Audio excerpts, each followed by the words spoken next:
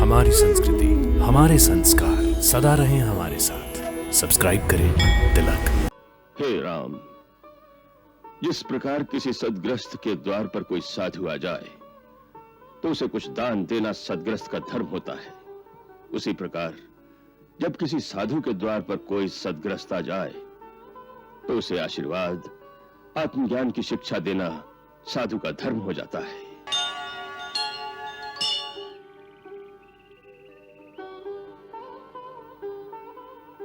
आयुष्मान भव,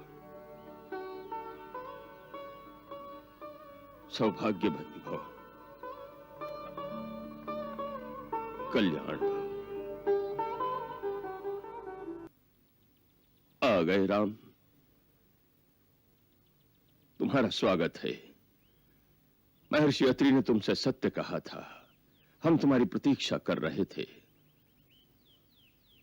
इस धरती पर हमारा समय समाप्त हो गया है, इसलिए देवराज इंद्र हमें सदैव अपने लोक में ले जाने के लिए आए थे।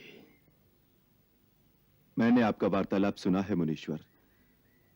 देवताओं के राजा इंद्र के निमंत्रण को ठुकराकर आपने यह सिद्ध कर दिया है कि जब मानव पूर्ण कर्मयोगी और स्वार्थ रहित हो जाए तो उसका स्थान देवताओं से भी ऊंचा हो जाता है।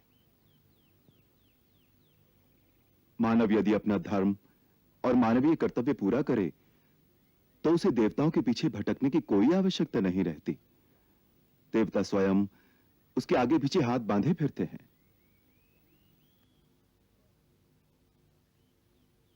स्वार्थ से मुक्त कौन है राघवेंद्र? हमें भी स्वार्थ था। हम दिव्य दृष्टि से देख रहे थे, महर्षि अत्रि से मिलकर तुम हमारे पास आ रहे हो। तुम्हारे दर्शन की लालसा में हमने इंद्र के निमंत्रण को तुच्छ समझा।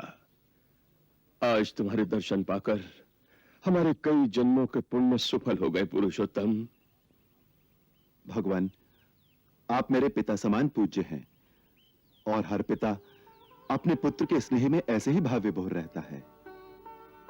हे राम, जिस प्रकार किसी सदग्रस्त के द्वार पर कोई साधु आ जाए तो उसे कुछ दान देना सदग्रस्त का धर्म होता है, उसी प्रकार जब किसी साधु के द्वार पर कोई सदग्रस्त आ जाए तो उसे आशीर्वाद, आत्मज्ञान की शिक्षा देना साधु का धर्म हो जाता है। किंतु तुम तो स्वयं ज्ञान के भंडार हो राम, हम तुम्हें क्या शिक्षा दे सकेंगे? अपने तपोबल से हमने कुछ दिव्य लोगों की सिद्धियां अर्जित की हैं। आज देह त्याग से पूर्ण अपने वो सारे लोक हम तुम्हें प्रदान कर देना चाहते हैं।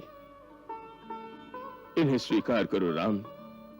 महामुनि, मैं आपके इस अनुग्रह का सदैव ऋणी रहूंगा, परंतु मेरे लिए आपके दिए हुए इन दिव्य लोकों को ग्रहण करना उचित नहीं होगा। ऐसा क्यों कह रहे हो राम? क्योंकि मैं समझता हूं कि जो लोग किसी साधु महात्मा के पास उनके तपोबल से कमाई हुई शक्ति के सहारे अपने दुख मिटाने या महात्मा के पास सुख और संपत्ति मांगने जाते हैं, वो उस लज्जाहीन चोर की भांति होते हैं जो दूसरे की कमाई पर आंख रखता है। यदि स्वाभिमानी पुरुष है तो उसे अपने परिश्रम से कमाई करनी चाहिए। मुझे केवल यही आशीर्वाद दीजिए कि आपकी भांति मैं भी अपने ही कर्मों के बल पर वो शक्ति, वो ज्ञान, वो निस्वार्थ भाव प्राप्त करूं जो मानव को देवताओं से भी ऊंचा उठाता है। मुझे अपने ही कर्मों के बल पर वो सब कुछ प्राप्त करने दीजिए।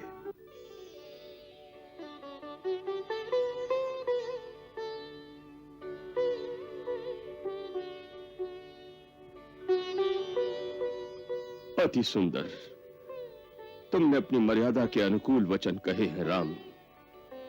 तुम इस मानवीय जीवन में अपने कर्म और पराक्रम से मानव इतिहास में मर्यादा का आदर्श स्थापित कर सकोगे, यही हमारा आशीर्वाद है। आओ, हमारा अंतिम प्रणाम स्वीकार करो और हमें अनंत पथ पर जाने की आज्ञा दो।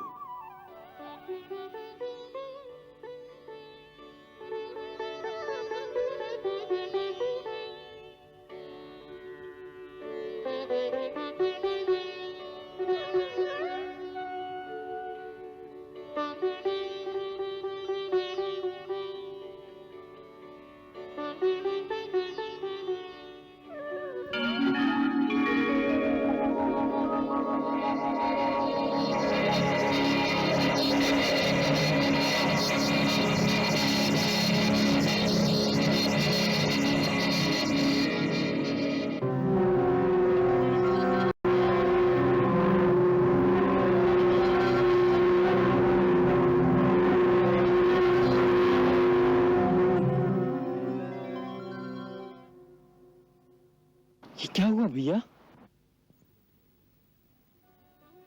मुनिवर शरभंग अपनी योग अग्नि में अपने पार्थिव शरीर और उसके समस्त संस्कारों को भस्म करके एक अविनाशी पद की ओर चले गए हैं।